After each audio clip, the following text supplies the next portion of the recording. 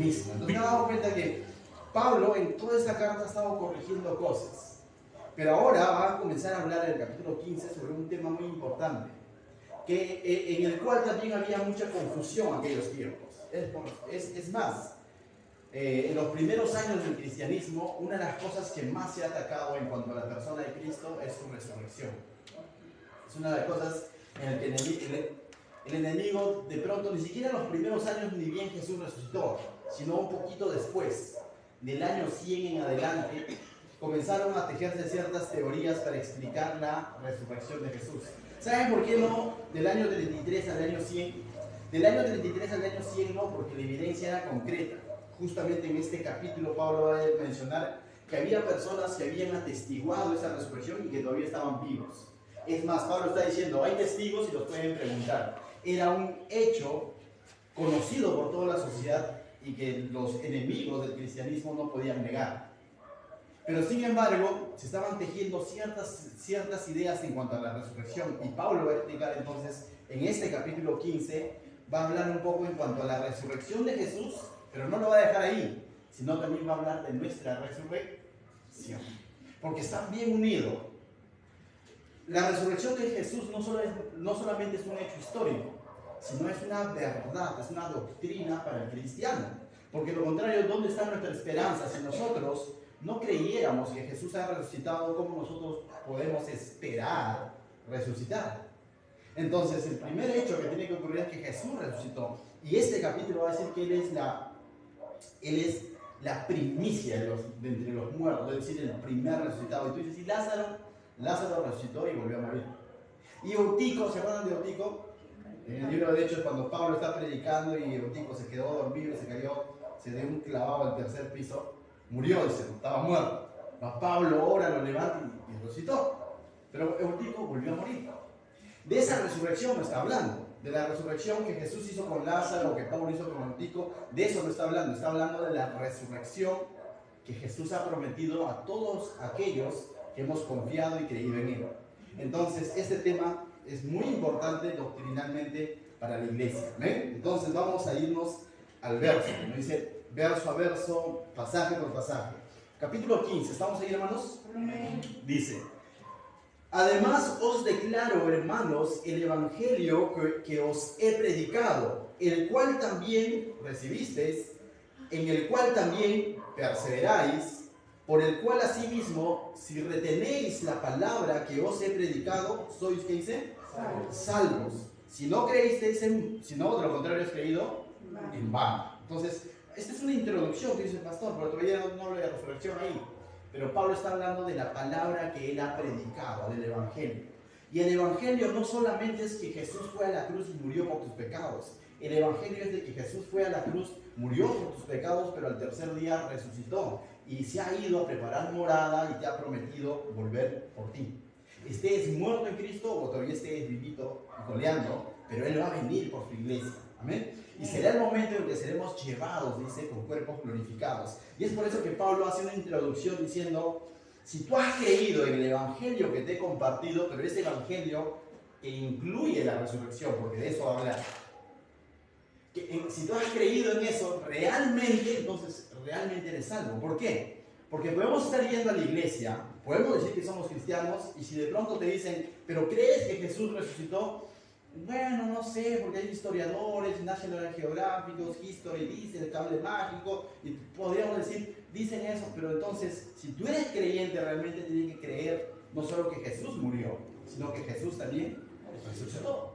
De lo contrario, puedes estar creyendo que Jesús es un gran hombre, un buen maestro, de pronto Jesús sanó enfermos, alimentó a 3,000, 4,000, todo eso es bueno, y todo eso también Jesús hizo. Pero sobre todo, lo que debemos de creer que es que Jesús murió en la cruz por mis pecados, pero como Él era justo, la muerte no lo pudo retener, sino que Él se glorificó, venció a la muerte. Y la muestra de que Él venció a la muerte es de que Él resucitó. ¿Ven?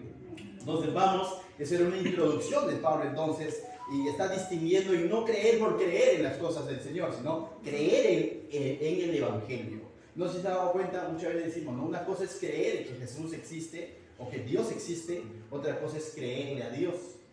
¿Y de qué trata? ¿Y qué es lo que Dios me dice en toda su palabra? Me enseña muchas cosas en cuanto al hogar, en cuanto hasta la administración de la economía, quizás me va a enseñar, pero sobre todo, toda la Escritura nos trae un mensaje central, y ese mensaje central es el Evangelio. ¿Y qué es el Evangelio?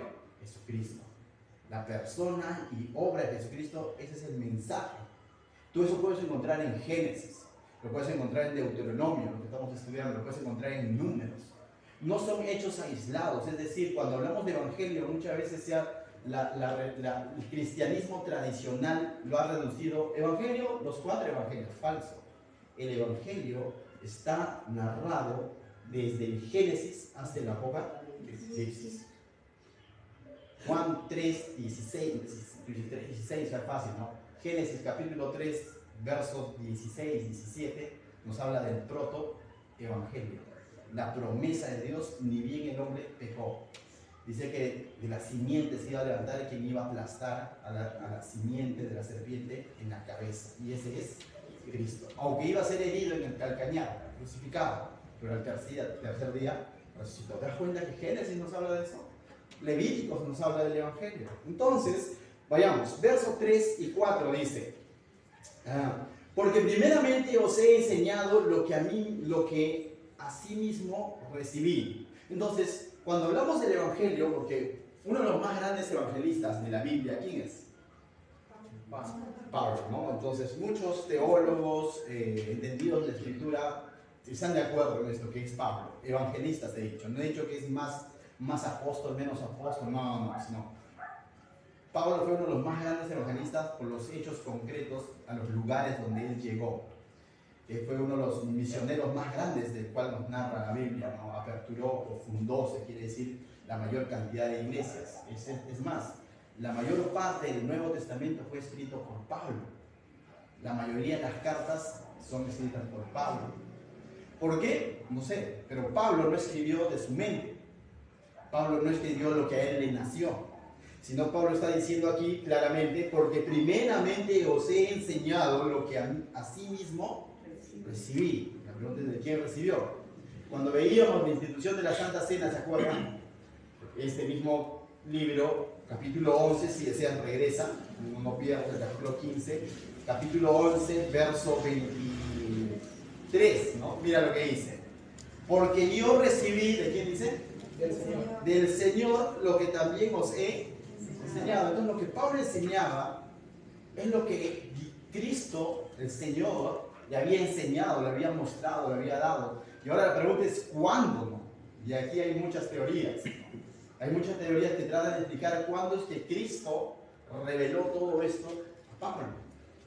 ¿Puede haber sido a través de su Espíritu Santo? Puede haber sido, porque dice toda la Escritura ha sido inspirada ¿por quién?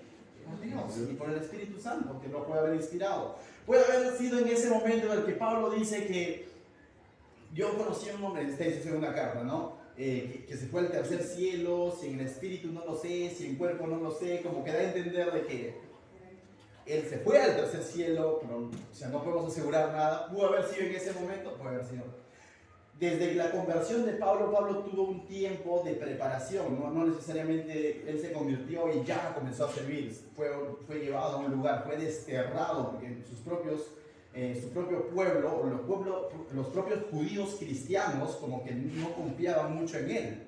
Entonces pasaron años, él pasó en otros lugares. Pudo haber sido en ese momento en el que él se preparó y aprendió del Señor, no sabemos, por decir. Pero si Pablo está asegurando y el Espíritu Santo ha inspirado a ese Pablo en que él ha recibido del Señor, es porque sí es. Amén. Entonces lo que vamos a estudiar o estamos estudiando esta noche no es una invención de Pablo, es lo que el Señor Jesucristo le ha mostrado a Pablo. Entonces dice, ¿no? Porque primeramente os he enseñado lo que asimismo recibí. Que Cristo, ¿qué dice? Murió por nuestros pecados conforme a las Escrituras. Primera verdad, Cristo murió porque era culpable. No. Cristo murió porque era, no sé, o sea, metió la pata. No. El motivo por el que Cristo murió, dice Pablo, es por nuestros pecados. Lo agarraron por sorpresa. No, dice conforme a la Escritura. ¿Qué significa? Cuando Pablo está citando la Escritura, no está citando el Nuevo Testamento, por cierto. El Nuevo Testamento recién se estaba escribiendo. Pablo está citando el Antiguo Testamento que había sido escrito. Y tú dices, ¿y el Antiguo Testamento hablaba de que Cristo iba a morir? Claro. Isaías claramente lo dice. Cada uno de los profetas apuntaban los mismos salmos, los salmos mesiánicos escritos por el rey David. Hablaban de la muerte y resurrección de Cristo. Esto fue anunciado mucho antes de que sucediese. Y Pablo ha dicho, se cumplió lo que han dicho los profetas, en otras palabras. Se cumplió lo que decía la Escritura, el Antiguo Testamento, que había sido ya escrito. Entonces, conforme a todo eso, Cristo murió por nuestros pecados. Ahora, cuando el Antiguo Testamento decía que el Mesías iba a morir, también decía que iba a ser a causa de nuestras rebeliones. No decía que lo iban a agarrar por sorpresa. Decía que era a causa de nuestras rebeliones. Ese hecho se cumplió. Pero no solo eso se cumplió, la muerte de Jesús nada más no se cumplió, sino que Pablo está armando todo un sustento para decir que también la resurrección se cumplió, porque ese era el punto de Pablo. Pero primero está comenzando diciendo, si la muerte, ustedes lo han evidenciado, se cumplió por nuestros pecados, conforme a la Escritura, conforme a lo que estaba dicho, también la resurrección. Verso 5 dice, y que apareció a Cefas y después a 12, después apareció a más de 500 hermanos a la vez. Esto está registrado, que se apareció a Cefas y luego a los 12, a sus discípulos. ¿Me salté el verso 4? Sí, mil disculpas. Dice, volvemos entonces al verso 4, ¿no? Conforme a la Escritura, verso 4, y que fue sepultado y que resucitó al tercer día conforme a las Escrituras. Es decir, nuevamente Pablo está diciendo, no solo la muerte de Cristo estaba anunciado por las Escrituras, también su resurrección. De tal manera que Jesús cumplió al pie de la letra lo que las profecías mesiánicas decían en cuanto a su persona. De que Él iba a morir, pero que Él iba a resucitar. Y Pablo está diciendo, todo eso se ha cumplido conforme a las Escrituras. Y ahora Pablo va a comenzar a dar evidencias concretas que para muchos de ellos no era historia. No solo, ha dado la evidencia de la Escritura, que todo esto ha sido conforme, tanto la muerte como la resurrección de Jesús fue conforme a lo que ya estaba escrito por los profetas. Pero ahora va a dar evidencias concretas, es decir, va a hablar de ciertos testigos y que muchos de ellos todavía estaban vivos. Testigos ante los cuales Jesús se apareció después de haber muerto en la cruz, es decir, después de haber resucitado. Por eso es que dice verso 5, y que apareció a Cefas. ¿Este Cefas quién es? Pedro, ¿no? Le dio comer pescadito y todo lo demás sabemos, ¿no? Cuando va, tuvo toda una conversación con Pedro. Y no solo eso, después se apareció a los 12, cuando ellos estaban reunidos, dice, ¿no? Y se acuerdan del evento donde Tomás incluso era uno de los que todavía fue el último en verlo, por así decirlo, ¿no? Y no creía, y Jesús aparece con su cuerpo glorificado, del cual va a hablar más adelante, y aparece en medio de ellos, y Tomás está ahí, y es un cuerpo que Tomás mete su dedo, ¿no? Pero al mismo tiempo es un cuerpo glorificado porque se apareció en medio de ellos. Entonces, de eso va a hablar más adelante Pablo. Pero había testigos concretos. Uno podría decir, pero los 12 discípulos se pusieron de acuerdo, pero también, y bueno, pues no. Pero Pablo va a citar más testigos, verso 6. Después apareció, dice, a más de 500 hermanos a la vez. Algunos dicen, por ahí como que Pedro, los 12 discípulos tenían como que de pronto ellos querían que Jesús resucite y anhelaban a su maestro, entonces vieron visiones, ¿no? Y como que por su anhelo, porque estaban queriendo verlo, como aquel familiar de pronto fallece tu familiar y quieres verlo y dices, oye, mire, ese señor se parece a mi familiar. Había ese tipo de especulaciones, ¿no? Pero aquí Pablo, en el verso 6 dice, después apareció a más de 500 hermanos a la vez. A la vez. O sea, uno puede decir, dos, ya los 12 que habitaron juntos, pero 500. Se le apareció a 500 hermanos a la vez, de los cuales muchos viven aún y otros ya duermen. Y cuando dicen ya duermen, es decir, otros ya han muerto, han fallecido, pero en Cristo. Cada vez que la Biblia habla esto de que duermen, descansan, reposan, es como una palabra cariñosa, para decir, no dice muertos, sino muertos. Cuando habla de los incrédulos muchas veces usa la palabra muertos, pero cuando dice duermen muchas veces está relacionado a las personas que han creído en Él, Señor, porque en realidad dormimos, porque luego hay la promesa que vamos a escuchar para irnos con Él. Amén.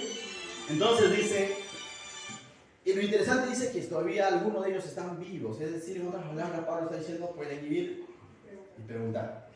Verso 7. Después apareció a Jacobo, después a todos los apóstoles, y al último de todos, como a un abortivo, me apareció a mí. Este es Hechos capítulo 9, ¿no? La conversión de Pablo. Podríamos decir, estos 500 eran hermanos, Jacobo también, los 12 discípulos también anhelaban que Jesús, pero Pablo no anhelaba que Jesús resucite, ¿o sí? No. Pablo era perseguidor, Pablo era Saulo cuando se le apareció. Pablo más bien andaba asolando las iglesias. ¿Por qué? Porque para Pablo, como fariseo que él era, como judío celoso que él era como un anatema lo que decían los cristianos, el decir que Cristo es el Mesías y que ha muerto y resucitado por ellos. Y Pablo, como judío celoso, iba más bien asolando a la iglesia diciendo, ¿cómo pueden estar predicando esa herejía? Desde el punto de vista de Pablo, de Saulo, mejor dicho. Entonces, él no tenía como que el corazón inclinado, deseoso de que ver a Jesús resucitado, sino todo lo contrario. Pero el libro de Hechos, capítulo 9, nos narra cómo es que se le aparece con esta luz resplandeciente, más brillosa que el mediodía y todo. Pablo cae en tierra, todo lo lee todo el capítulo 9. Amén. Y Pablo dice, ¿qué quieres, Señor? Y luego dice, bueno, ¿qué quieres que yo haga? ¿No? Entonces, y Jesús le comienza a hablar y le dice, ¿por qué me persigues? ¿No? Y Pablo lo reconoce y vemos la conversión de Pablo. Entonces aquí Pablo está diciendo, y al último de todos, como a un abortivo, me apareció a mí. Verso 9. Porque yo soy el más pequeño de los apóstoles, que no soy digno de ser llamado apóstol, porque perseguí a la iglesia de Dios, lo que justamente hemos hablado, lo que justamente estaba haciendo en Hechos capítulo 9 Pablo con la iglesia, ¿no? Y Pablo vemos aquí su humildad de reconocer de que no había ningún merecimiento en él para ser llamado. Primero para ser convertido, segundo para ser llamado su siervo, peor todavía para ser apóstol, prácticamente al nivel de los otros 12, porque tuvo esa autoridad, porque escribió, y es más, ya hemos hablado, escribió la mayor cantidad de cartas o de la escritura del Nuevo Testamento. Entonces ese es Pablo, y está diciendo, no, me apareció a mí, y Pablo se está considerando el más pequeño. Pablo está diciendo, yo no soy digno de ser llamado apóstol porque perseguí a la iglesia. Qué distinto, vamos a hacer un pequeño paréntesis aquí, ¿cómo es el testimonio de Pablo? ¿Te das cuenta? A veces cuando tenemos ciertos años en el Señor y tenemos cierto conocimiento de su palabra, y ya tenemos quizás otra forma de vivir un poco más, por así decirlo, más recatada, si quiere decir, o educada, nuestro corazón se puede de pronto inflar y pretender pensar que somos mejores que aquel que no es cristiano. ¿Será que Jesús me salvó para yo creerme mejor que los demás? No. Pero a veces la religiosidad causa eso. A veces causa eso. Y es algo del cual debemos de cuidarnos. Mientras más tiempo, años, o conocimiento que tengamos del Señor, más humildes deberíamos ser en reconocer que no se trata de nosotros, no se trata de quién, no se trata de mi conocimiento, se trata de que Él me amó a pesar de lo que yo era antes de Cristo. ¿Amén? Y eso está diciendo Pablo.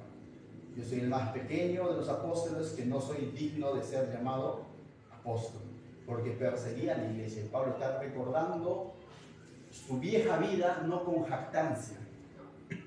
Pero hermano, ¿tú sabes por qué el Señor me ha llamado? Porque yo tenía carreras y había estudiado. ¿Por eso me había llamado el Señor? Falso.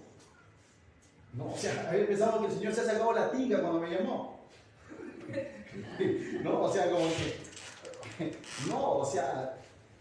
El Señor me llamó por gracia y por misericordia, y debo de mantenerme viviendo de esa manera, con esa manera de pensar, que me llamó así. Yo no era digno, porque antes de eso yo perseguía indirecta o directamente al cristiano, o aborrecía a Dios y hacía lo que no agrada a Dios. Y Pablo está reconociendo eso como paréntesis, ¿no? Bien, verso 10 dice, pero por la gracia, esa es la palabra clave, ¿no? Pero por la gracia de Dios soy lo que, ¿qué dice? Lo que soy. ¿Qué era ahora Pablo? Primero era hijo de Dios. Segundo, ya no era perseguidor, ahora era predicador, ¿no es cierto? Antes era fariseo de fariseos, de la tribu de Benjamín, como él lo dice en su carta a los Filipenses. Ese era, ahora que era apóstol del Señor. Pero él está diciendo, pero por la gracia, no dice por mis méritos, hermanos, si supieras, porque yo estudié a los pies de Gamaliel en la universidad. No, dice, pero por gracia de Dios yo soy lo que soy. Y su gracia no ha sido en vano para conmigo. Antes he trabajado más que todos ellos, pero no yo. Y es interesante, ¿no? Porque hasta ahí pareciera que de pronto Pablo está diciendo que ha hecho más. Pero es una realidad. Pablo ministerialmente había hecho más que el resto.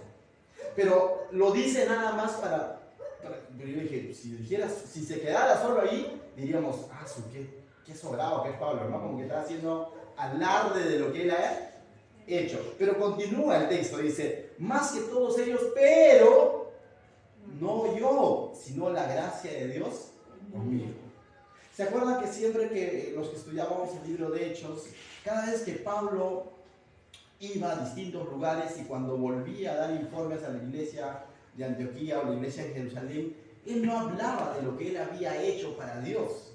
Él hablaba de lo que Dios había hecho a través de él.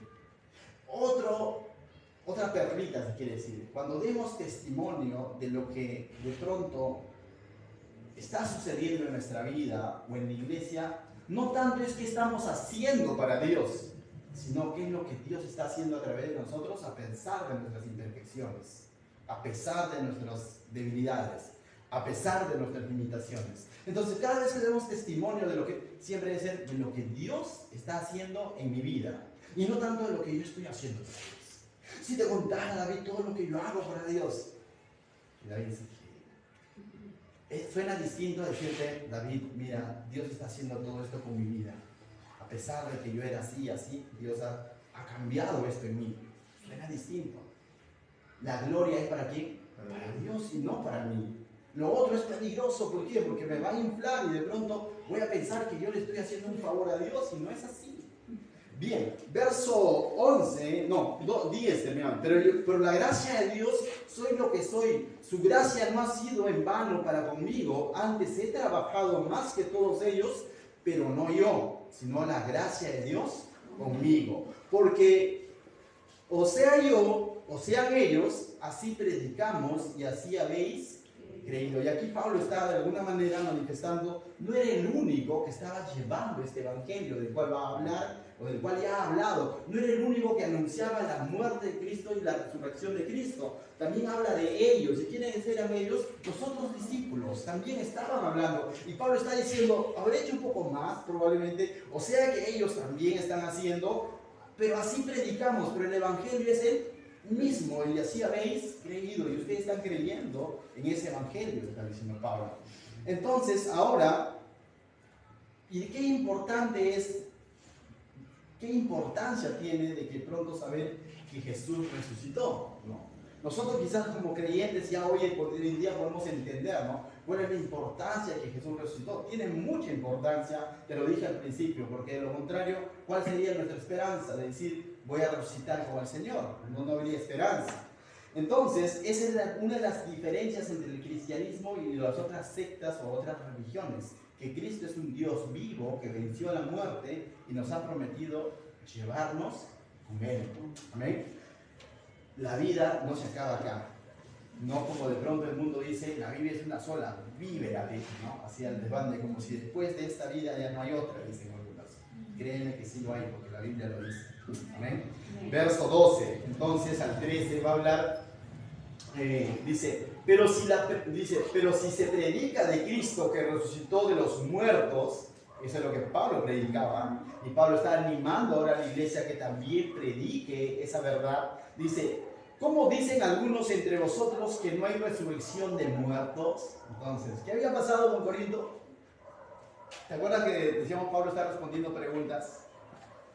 Pablo está respondiendo preguntas que le habían hecho llegar. Eso comenzó a partir del capítulo 7. Entonces aquí podemos de pronto deducir que le habían preguntado, ¿no? Le habían preguntado también sobre este tema. No solamente le habían preguntado sobre los dones y todo lo demás, o la Santa Cena, también le habían preguntado sobre la resurrección, porque había un grupillo, no sabemos si numeroso o reducido, pero que estaban diciendo que, ¿qué cosa? Según lo que dice Pablo, ¿cómo dicen algunos entre vosotros que no hay resurrección de muertos? Entonces decían, hermanos, la vida es una sola. Y suena raro, ¿no? Decir, hermanos, la vida es una sola.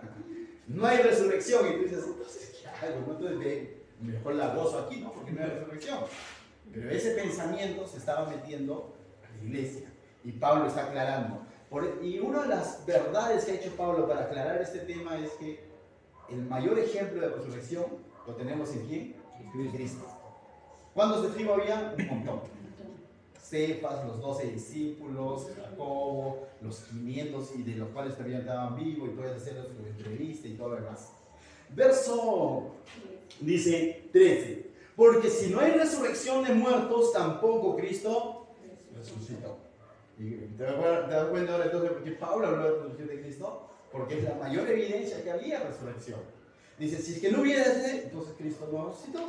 Verso 14, va a ser un supuesto, Pablo, va a ser una especie de pregunta. ¿Qué hay si no hay resurrección? Imaginemos. Mejor dicho, va a decir, imaginemos si no hubiera resurrección. Verso 14 al 19 dice, y si Cristo no resucitó, vana entonces es nuestra predicación, vana es también vuestra. Entonces en vano estoy predicando y en vano estás creyendo, porque si Cristo no resucitó. Por eso decía, la resurrección de Cristo es importante para todo cristiano. Conocer, saber y creer en la resurrección de Cristo. Esa es una de las doctrinas básicas del cristianismo, la resurrección de Jesucristo. De lo contrario, nuestra fe es en vano. La predicación en vano. Mejor hablemos de prosperidad antes que de cristianismo. ¿Por qué? Porque es en vano, ¿no? Verso 15 dice, y si somos hallados falsos testigos de Dios porque hemos testificado del Dios que dice, que Él resucitó a Cristo, al cual no resucitó. Si en verdad los muertos no resucitan, entonces, bueno decir, ¿no? Pablo está haciendo una especie de supuesto, ¿no? Entonces seríamos falsos, dice Pablo. Verso 16, porque si los muertos no resucitan, tampoco Cristo resucitó nuevamente. Verso 17, y si Cristo no resucitó, nuestra fe es vana y aún estáis en vuestros pecados, ¿no? Entonces, ¿qué promesa tenemos de un cuerpo glorificado? Del cual va a hablar más adelante.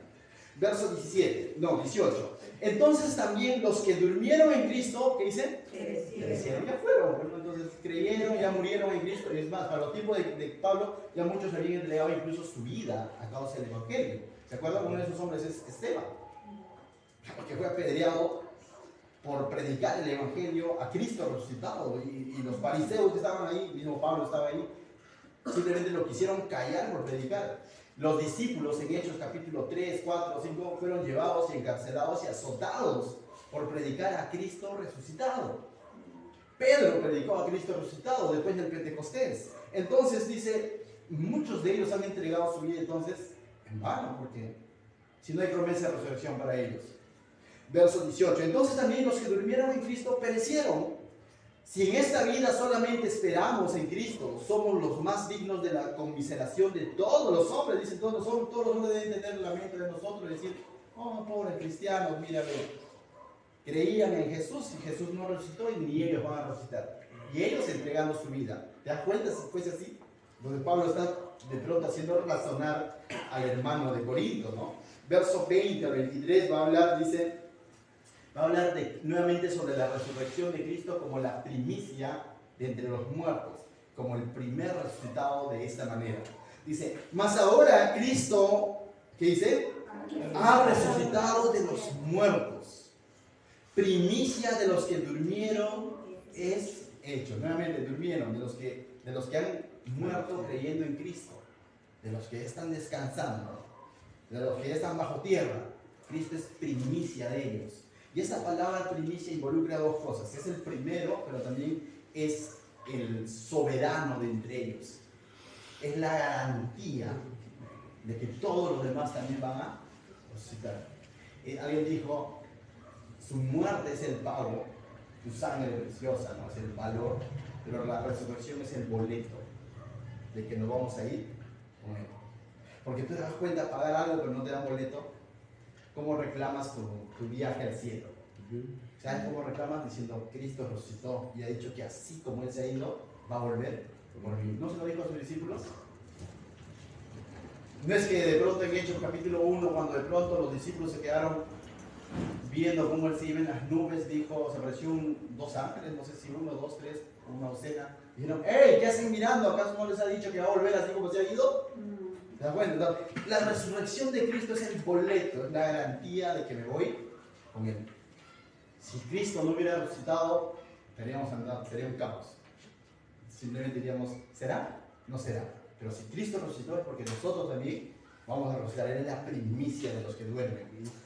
Porque en cuanto a la muerte, él dice, porque cuando la muerte entró por un hombre, ¿quién es ese hombre por quien entró la muerte? Adán, pues, ¿no? Entonces dice, también por un hombre la resurrección de los muertos. Entonces, ¿quién es ese hombre por quien entró la resurrección de cada uno de nosotros? Cristo. Dios hecho hombre. Verso 22, porque así como en Adán todos mueren, también en Cristo todos serán vivificados.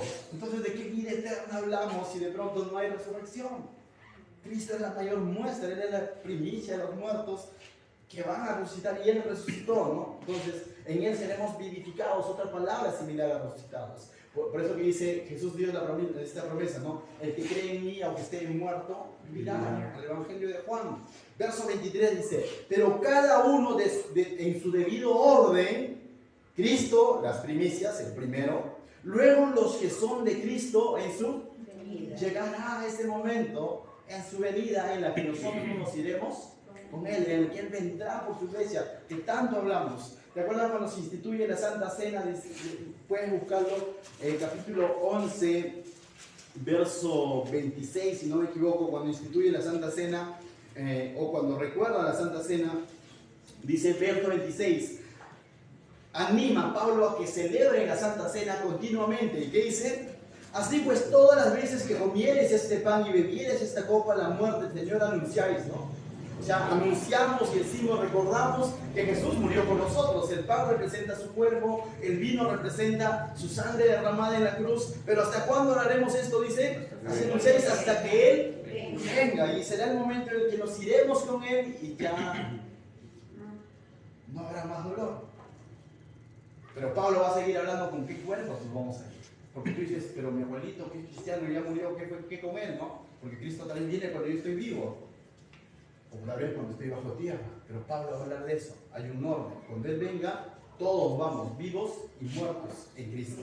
Amén. Entonces dice, pero cada uno a su debido orden. Cristo las primicias, luego los que son de Cristo en su venida. Los que son de Cristo pueden ser los que ya hayan muerto o los que estén vivos en Cristo. Verso 24 dice, luego el fin, cuando entregue, dice, el reino al Dios y Padre, cuando haya suprimido todo dominio, dice, toda autoridad y potencia, porque preciso es el que dice, que Él reine hasta que haya puesto a todos sus enemigos debajo de sus pies, y Él vendrá y reinará, ¿no? Lo que hemos estudiado en el libro de Apocalipsis, ¿se acuerdan?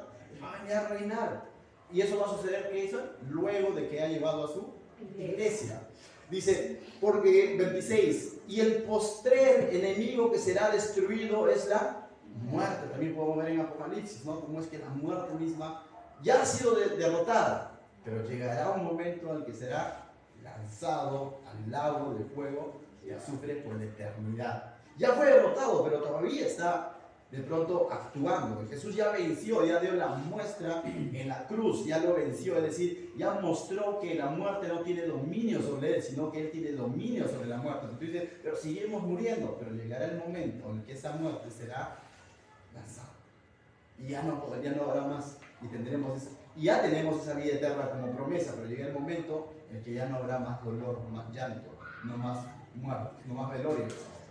Amén. Verso 27. Porque todas las cosas las sujetó debajo de sus pies, y cuando dice que todas las cosas han sido sujetadas a Él, claramente se exceptúa a aquel que sujetó a Él todas las cosas. Entonces lo que está diciendo, el que tiene dominio de todas las cosas, incluso en los tiempos, ¿cuándo va a suceder? Es el Señor.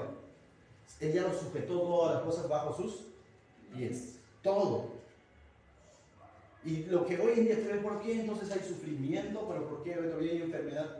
Muchas veces porque Dios todavía lo permite a causa del pecado del hombre. Pero Dios podría hacer sí. Dios podría hacer un plan y se oculta el sol y nunca más brilla, podría hacerlo. Pero todo está bajo sus pies. Menos Dios Padre, todavía hace la aclaración. Porque son uno. ¿Ven? Verso 28. Pero luego que todas las cosas que dice le estén sujetas, entonces también el Hijo mismo se sujetará al que le sujetó a él todas las cosas, para que Dios sea, dice, sea todo en todos. Nuevamente el libro de Apocalipsis, ¿se acuerdan? Donde estaremos cara a cara con él. Donde ya no habrá necesidad de templo incluso. No habrá necesidad de un santuario, un templo, o sea, nada. Simplemente Él será, su presencia lo llenará todo. Donde la luz, la fuente de luz será su propia gloria. Donde no habrá necesidad de sol ni de luna. ¿Te das cuenta? Ya no habrá que ir a pagar del norte, nada. Su propia gloria lo iluminará todo. No habrá más enfermedad. O sea, es interesante. Verso 29 dice: de otro modo, ¿qué harán los que se bautizan? Y aquí hace un ejemplo para hacer una pequeña introducción a esto. Aquel entonces, no solamente los cristianos creían en la resurrección. Aquel entonces, incluso dentro de los mismos judíos, había una especie de, no quiero decir sectas, pero división entre los mismos judíos. Eran los fariseos y saduceos. Los saduceos, por ejemplo, eran de los que no creían en la resurrección. Los fariseos sí creían en la resurrección. Y los fariseos justamente se basaban en el Antiguo Testamento en las promesas que hacían los profetas, por ejemplo. Pero los saduceos no aceptan los libros proféticos, solamente los primeros 5 libros de la Biblia. Eran de alguna manera más conservadores, quiere decir, no sé si la palabra apropiada, pero eran un poquito más conservadores. Dicen, no, los primeros 5 libros de la Biblia nada más, y los otros no. Pero los fariseos sí querían en la resurrección. Entonces, entre ellos había cierta división, por ejemplo. Pero qué bien que se unieron cuando de pronto para apresar a Jesús. Qué bien que se unieron en un juicio contra el mismo Pablo, por ejemplo, eso está en el libro de Hechos. Y es más, una de las cosas que Pablo usa para librarse de ellos es hablar de la resurrección. Donde los fariseos, como vieron que Pablo estaba hablando de la resurrección, dijeron, y los saduceos como que dijeron, no, y hay una discrepancia entre ellos, soltaron a Pablo. Pero había eso. Pero no eran los únicos, incluso solo los judíos, sino también otras religiones, ¿ya? También creían en la resurrección. E incluso no solo creían en la resurrección, sino que ellos creían en el bautismo de los muertos, ya muertos, tu familiar ya muerto, para que resucite, por ejemplo. Entonces sabía todo, no era la única, por así decirlo, religión, ¿no? O sea, había otras religiones, aquel entonces, distorsionadas en su doctrina fundamental, pero creo que con la esencia que viene de Dios en el ser humano, porque lo que ha hecho el enemigo, por ejemplo, el enemigo desde el Génesis no tanto dice no creas, el enemigo te dice cree, pero el camino es este, distorsiona.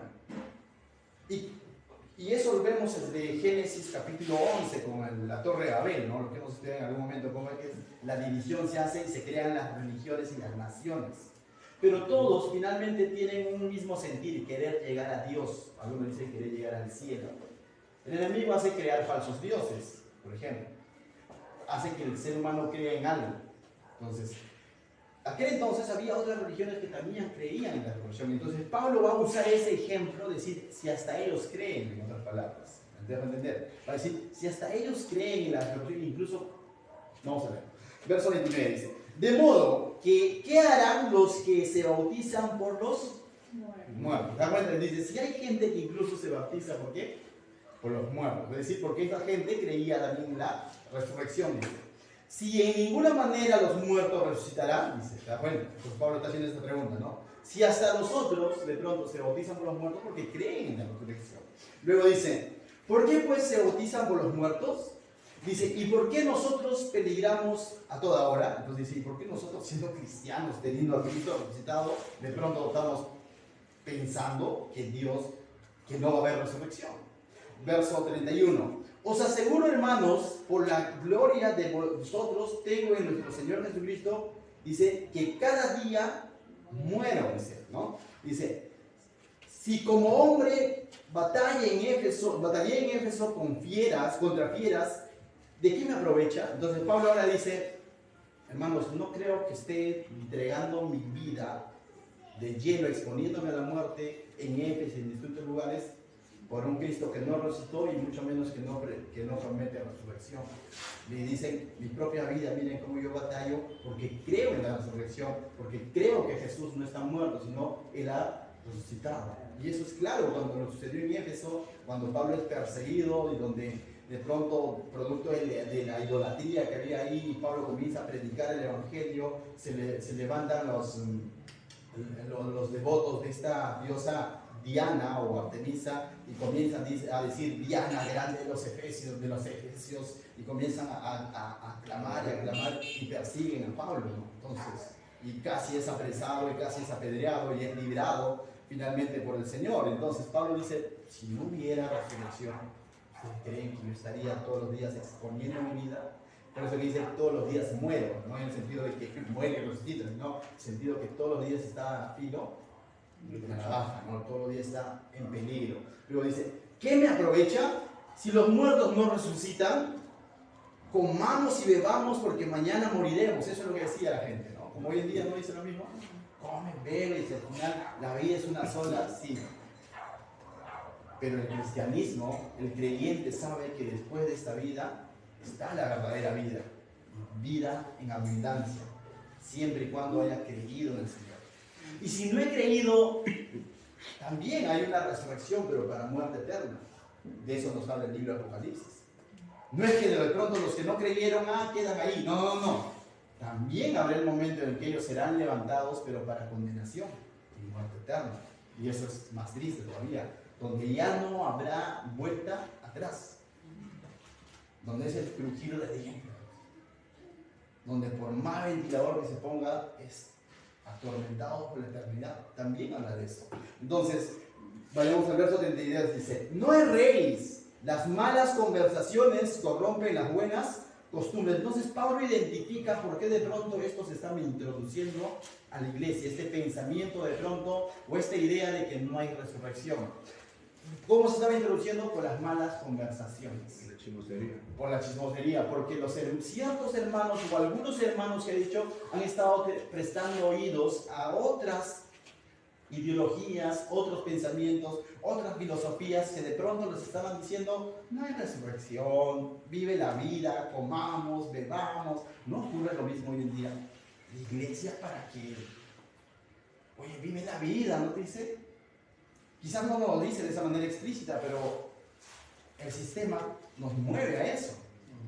Y de pronto ir a la iglesia pareciera pérdida de tiempo, pareciera que me estoy privando de muchas cosas, pero si comparas con la eternidad dices, oh no, prefiero seguir sirviendo a Dios. O sea, prefiero seguir creyendo en Dios. ¿Por qué? Porque Él tiene una promesa eterna para mi vida, no una satisfacción momentánea que me puede dar el mundo, que me pueden dar los vicios. El pecado me puede dar, el pecado es, alguien decía, es sabroso, o sea, es agradable, porque justamente trabaja con la concupiscencia en nuestro corazón, ¿no? ¿O quién peca diciendo, sí? Alguien que ha tenido, por ejemplo, ¿no? Un ejemplo, su debilidad con el licor, ¿no? ¿Quién dice, qué amargo que esto, la mala toma? No, lo disfruta. Alguien que ha tenido sus luchas con el robar, por ejemplo, o con el tragoneo, cuando recae en eso lo disfruta de alguna manera, ¿no? Pero ese es un disfrute momentáneo que el enemigo pone para extorsionar justamente nuestra vida plena en Cristo. Cristo nos ofrece un gozo eterno, un descanso eterno. Amén. Bien, continuamos, dice, verso 34, ¿no? Dice, velad debidamente y no pequéis, porque algunos no conocen a Dios. Para vergüenza vuestra lo digo. Entonces Pablo hace un análisis aquí y está concluyendo que dentro de esta iglesia de Corinto no necesariamente todos son creyentes. ¿Te das cuenta? O sea, no era una garantía decir yo voy a la iglesia de Corinto. Por cierto, te digo, no es una garantía decir yo voy a Jesús Salvador. La salvación es personal. si realmente has creído en Cristo, que Él murió por tus pecados y resucitó y va a venir por ti, y eso es tu fe genuina, y le crees a Él, tu fe no es en vano. Pero si tú tienes dudas en cuanto a ello, ¿será que realmente murió por mí? ¿Será que realmente resucitó? Créeme, o sea, pon en oración esos pensamientos y entrégate al Señor, porque el hecho de venir a la iglesia no te hace creyente. Y Pablo está diciendo aquí, ¿no? El verso dice, pero dirá alguno, ¿cómo resucitar? No, es verso, me quedé, 24. Velad debidamente, velad es como perseverar, persevera en las cosas del Señor. No, ¿cómo persevero? Primero aislándome de las vanas conversaciones, ¿no? Que corrompen, primero. Y luego dice, velad debidamente y no pequéis. Dice, porque algunos no conocen a Dios. Para vergüenza vuestra lo digo. ¿Por qué nos dice eso? Porque esos que no conocen a Dios estaban dentro de la... Sino, ¿por qué tendría que tener vergüenza el hermano de Corinto? Roche, ¿no? Que Pablo venga y diga, hermanos, para vergüenza suya les voy a decir, pero no todos aquí son creyentes. Chocante. Roche. O sea, de alguna manera, pero es una realidad. Y el hecho que lo diga justamente me pone en jaque mi fe y dice, ¿estoy creyendo realmente en Jesús? O quizás estoy siguiendo simplemente, que es bonito ir a la iglesia de vez en cuando y estoy calmando quizás mi conciencia. Puede suceder eso. Hay personas, y en algún momento quizás nosotros mismos hemos ido a la iglesia solo para calmar nuestra conciencia y no necesariamente le habíamos entregado toda nuestra vida por completo, y muchas veces nos habíamos entendido el Evangelio y habíamos creído completamente en el Evangelio. Muchas veces las primeras veces que íbamos a una iglesia es porque quiero hacer amigos. En mi caso, una de las cosas porque fui a la iglesia fue por compromiso, porque quería hacer amigos. Dice que yo quería cambiar ciertas costumbres en mí, pero ni por acá dije, uy, hay otra vida después de la muerte, mi salvación. No lo pensé así. Eso es lo que entendí cuando fui confrontado por la palabra de Dios. Por ahí viene la importancia de exponer la palabra de Dios, que revela nuestro corazón y en quién estamos creyendo y en quién estamos creyendo. Entonces, mi hermano, si esta noche quizás tú es la primera vez que escuchas este mensaje, recuerda, Cristo murió por tus pecados, Cristo resucitó y ha prometido darte resurrección y una vida eterna en Cristo. Y si tú no crees, Juan 3:16 dice, se pierde. Y ese se pierde involucra condenación, como lo dice Juan 3:18. Los que no han creído ya han sido condenados. La salvación es personal. Verso 35 al 54 lo vamos a ver la siguiente semana, pero quisiera saltearme brevemente el verso 58, solo para terminar esta primera sección de este capítulo.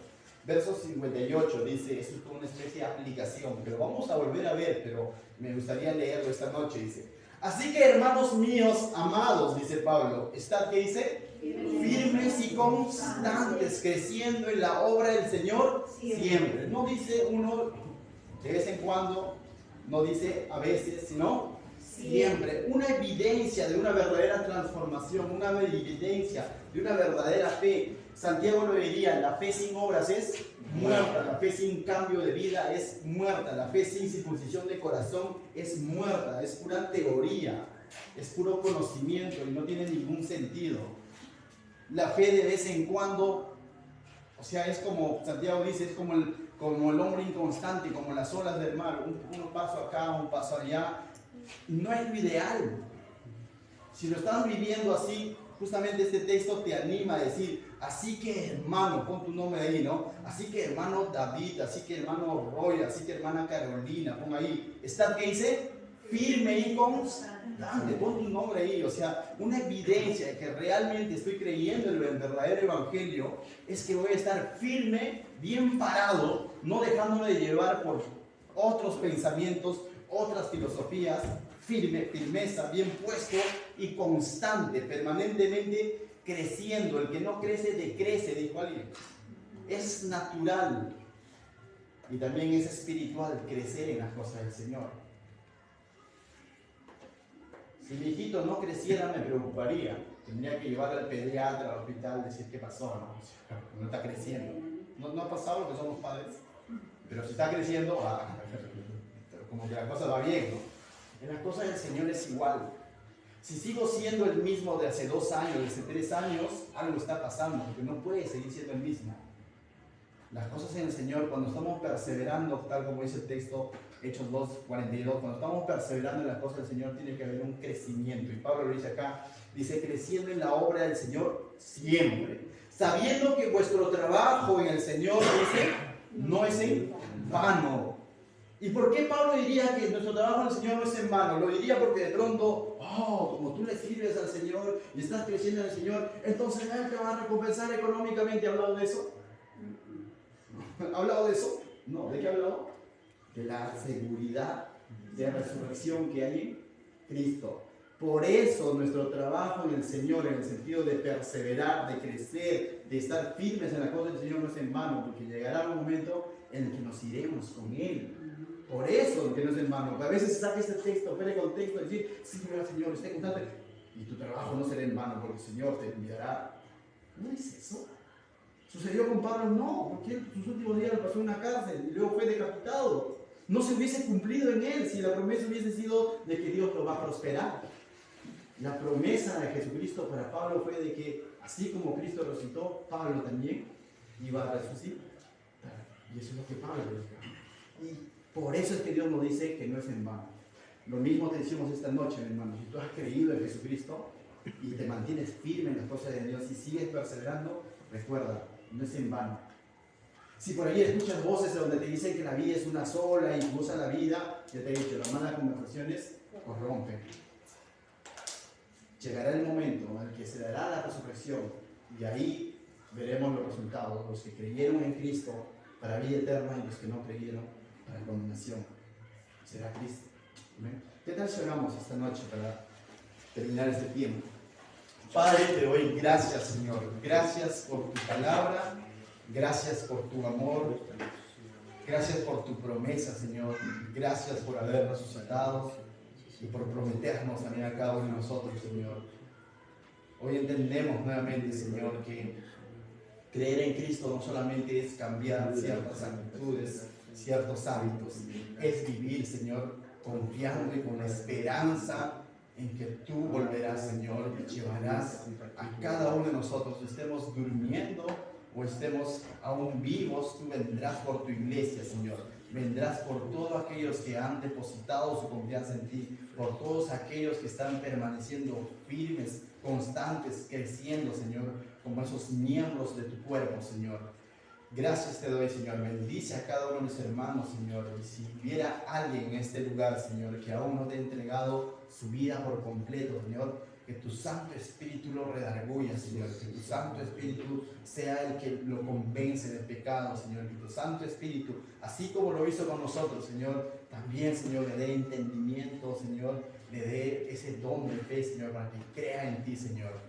Oramos, Señor, por cada una de esas personas que vayan a escuchar este mensaje, no solo hoy, Señor, sino que lo puedan estar haciendo a través de Facebook o en algún momento lo escuchen en YouTube, Señor, para que después de haber escuchado este mensaje puedan entender, Señor, que cristianismo no solo son buenas costumbres. Cristianismo es una vida de esperanza, de confianza, de firmeza, de perseverancia, de crecimiento, Señor, entendiendo que la promesa lo das tú y que todo está sujetado bajo tus pies, Señor, y que tú eres el que dirá la hora en la que seremos llevados contigo.